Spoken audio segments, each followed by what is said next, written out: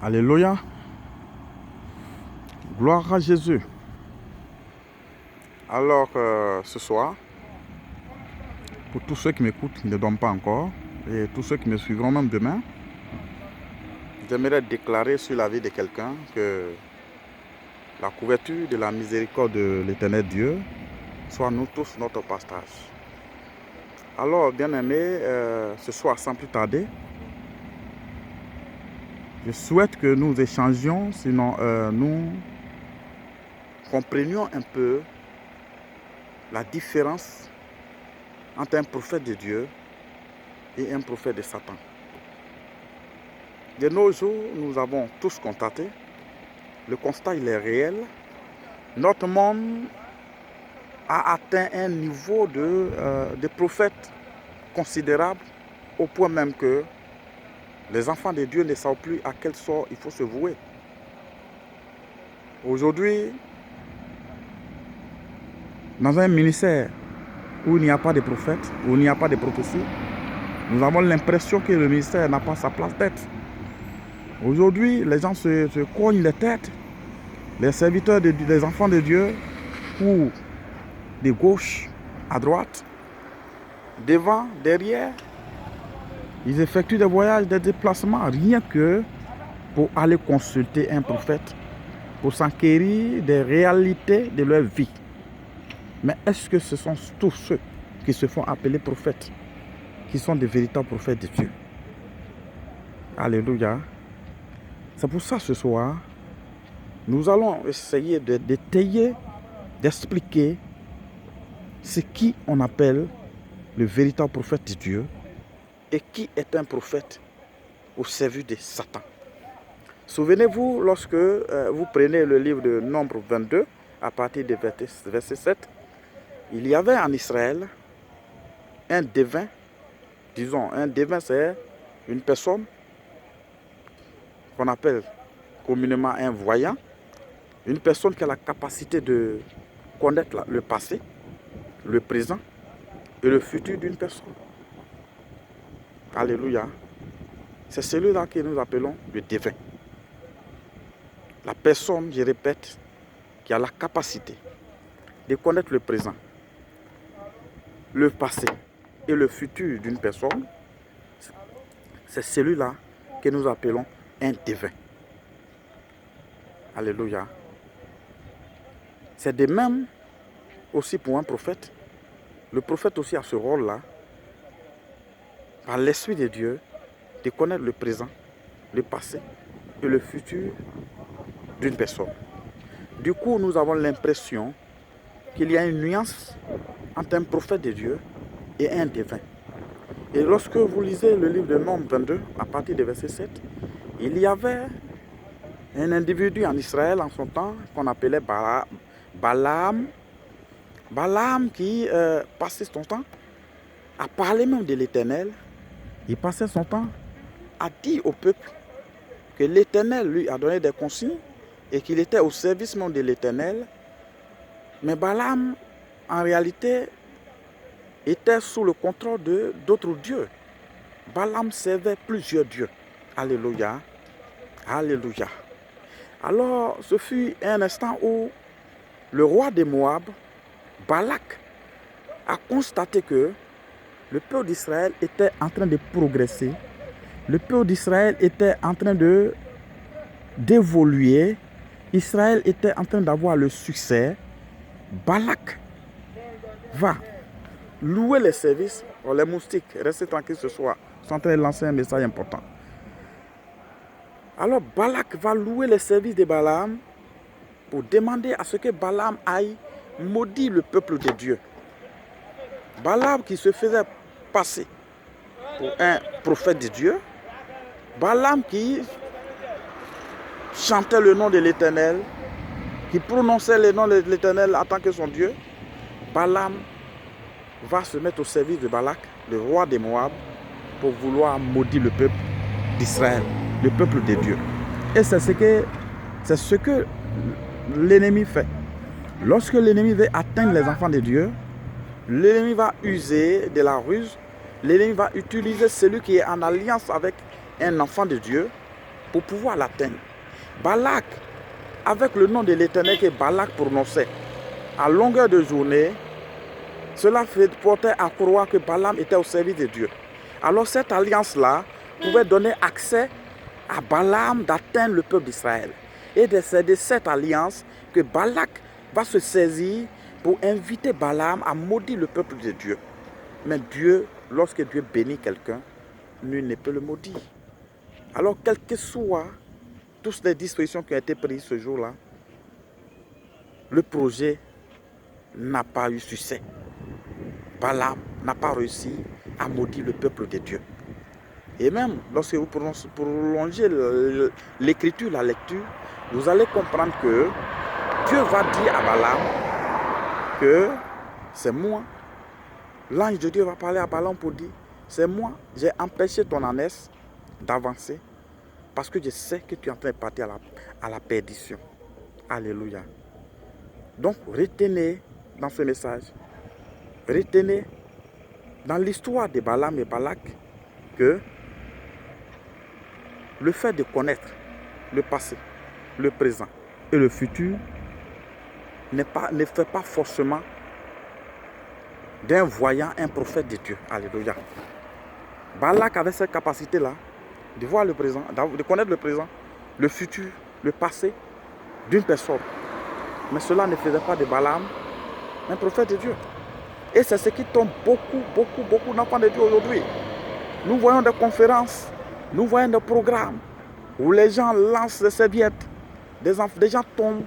Nous voyons des programmes où lorsque des personnes se tiennent au devant du peuple, ils révèlent tout ce qui est dans leur vie depuis leur naissance jusqu'à leur présent.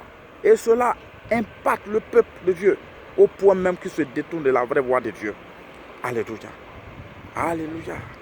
Alors ce soir, si nous sommes présents, alors ce soir, si nous attirons votre attention sur ce sujet-là, c'est pour amener le peuple de Dieu à ne pas, dans ces derniers temps, céder, sinon suivre les serviteurs de Satan en lieu et place de serviteurs de Dieu. La prophétie, ça existe. Les vrais prophètes, ils existent. Parce que la Bible dit clairement, dans le livre d'Osée, que Dieu ne fait rien sans avoir révélé ses secrets à ses serviteurs, les prophètes. Pour dire que quoi? Le prophète, il est reconnu de Dieu. Le prophète, c'est un envoyé de Dieu. Le prophète, c'est un missionnaire de Dieu. Le prophète vient pour régler un problème. Alléluia. Alléluia.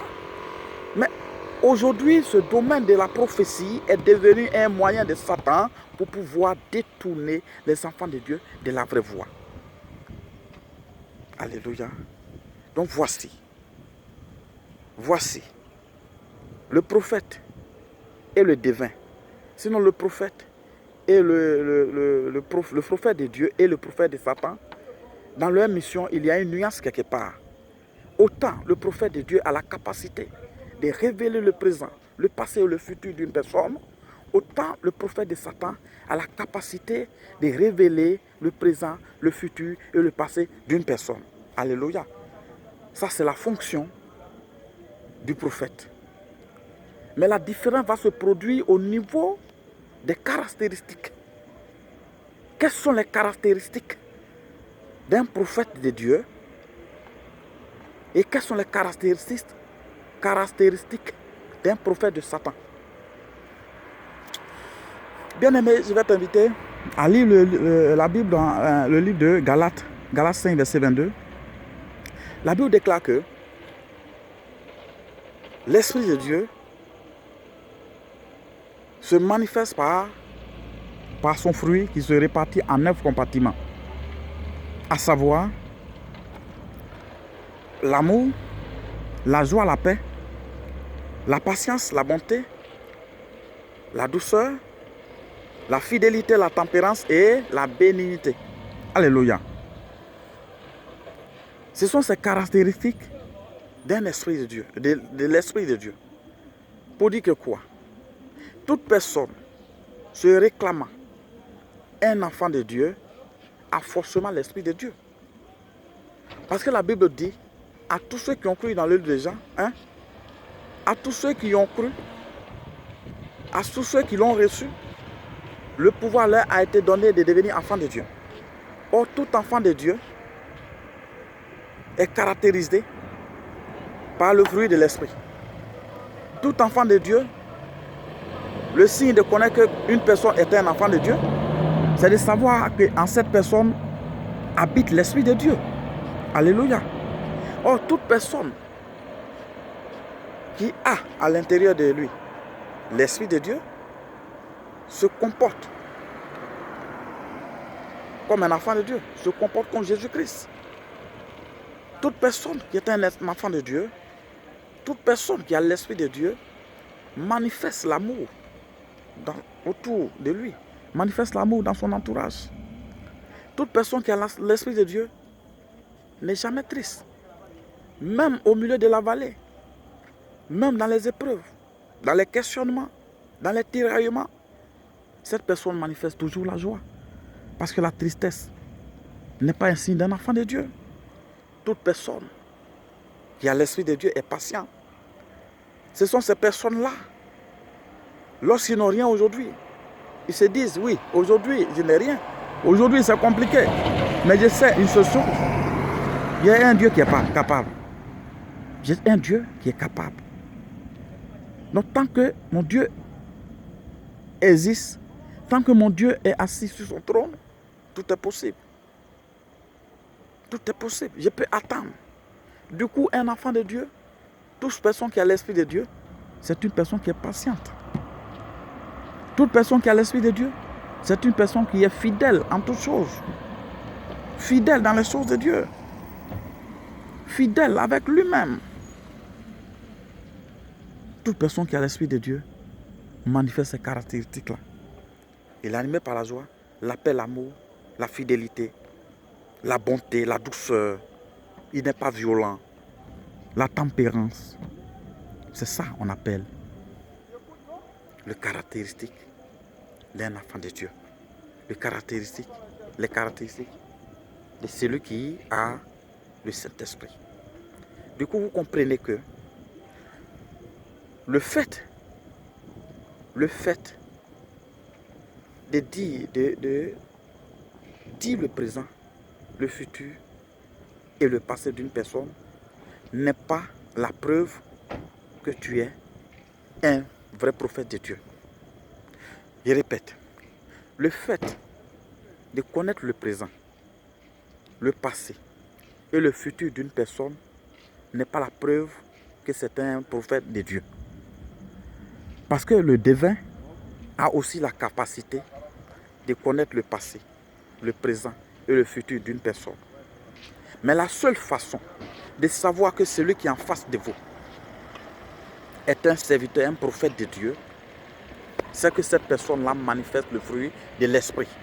Et le fruit de l'esprit, c'est la paix autour de toi. Et un homme de Dieu qui est en paix envers lui-même, envers son entourage, c'est un véritable serviteur de Dieu. Et un homme de Dieu qui a l'amour de son prochain, qui a l'amour des brebis perdues, qui a l'amour des âmes perdues, des brebis égarées, c'est celui-là qu'on appelle un serviteur de Dieu. Une personne qui est toujours en joie, malgré tout, qui est toujours en joie, c'est cette personne-là qu'on appelle un enfant de Dieu. Une personne qui n'est pas pressée, qui ne fait pas les arrangements pour soutirer de l'argent à son entourage, qui ne fait pas des arrangements, qui n'est pas pressé. Pourquoi l'autre a voiture, moi je dois avoir voiture. Pourquoi l'autre a des maisons, je dois avoir maison. Pourquoi l'autre, son ministère, il y a le monde dans son ministère, donc je vais utiliser tous les moyens pour que mon ministère soit rempli. Pourquoi telle personne, pourquoi ce n'est pas un enfant de Dieu. Tu n'es pas patient, tu n'es pas un enfant de Dieu. Un enfant de Dieu doit être bon. Un enfant de Dieu doit aimer Dieu plus que lui-même. Un enfant de Dieu doit s'aimer la douceur autour de lui. C'est ça, un enfant de Dieu. Alors, bien aimé, toi qui m'écoutes, je sais que tu as l'habitude de consulter des personnes, des voyants. Tu as l'habitude d'aller vers des personnes qui portent le nom de Dieu. Mais ce soir, je viens te dire qu'il y avait un individu dans la vie chrétienne, il y avait un individu en Israël qui se faisait passer pour un prophète de Dieu.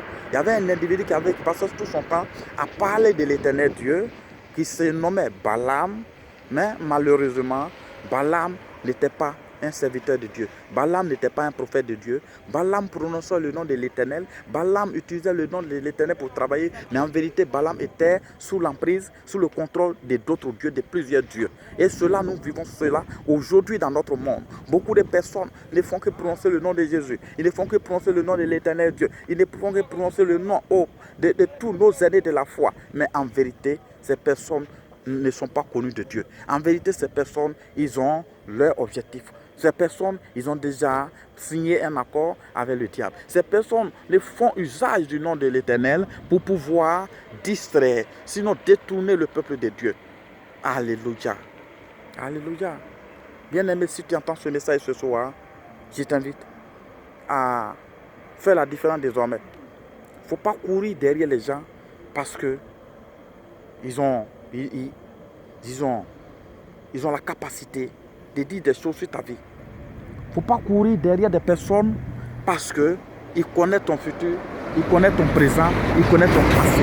Il ne faut pas courir derrière des personnes parce qu'ils te connaissent de A à Z. Il ne faut pas courir derrière des personnes parce qu'ils ont la capacité de dire des choses sur ta vie, sur ton foyer, sur ton mariage, sur ton avenir. Il ne faut pas courir derrière les gens parce que ces personnes-là, ils disent des choses sur toi. Mais il faut courir derrière des personnes qui manifestent la présence de l'Esprit Saint. Il faut courir derrière des personnes qui manifestent la présence du Saint-Esprit. Il faut courir derrière des personnes qui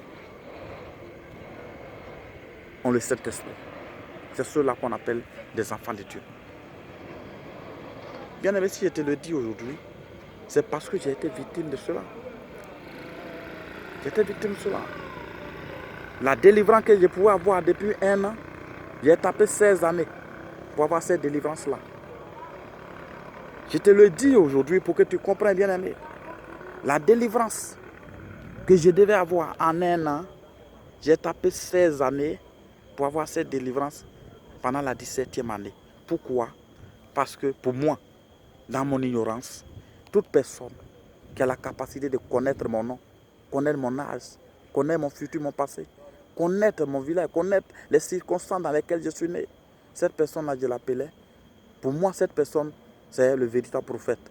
Mais en vérité, c'est un voyant, ce n'est pas un prophète. En vérité, toute personne qui connaîtra ton futur, ton passé, ton présent, mais qui n'a pas le fruit de l'Esprit de Dieu, c'est un devin. Ce n'est pas un prophète de Dieu. Si tu as les oreilles pour entendre, que Dieu te bénisse. Que Dieu te bénisse. Que Dieu te bénisse. Shalom.